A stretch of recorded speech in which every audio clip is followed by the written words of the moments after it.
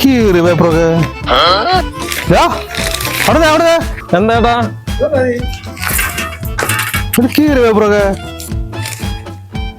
എന്താടാ കീറി പേപ്പറൊക്കെ ഈ വാതിൽ ഡോറച്ച പോലെ.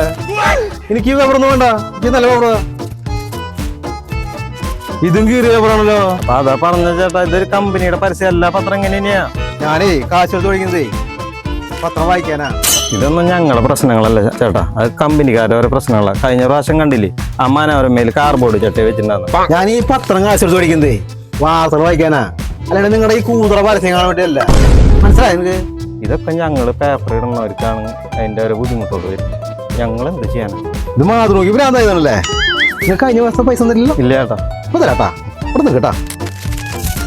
നിന്റെ പൈസ ചേട്ടാ, അത് കീറിയ നോട്ടാണല്ലോ. നിനക്ക് കീറിയ പത്രം തരാം. കീറിയ നോട്ട് വാങ്ങാൻ ബുദ്ധിമുട്ടല്ലേ? വേണേ കൊണ്ടുപോയാൽ മതിരാ.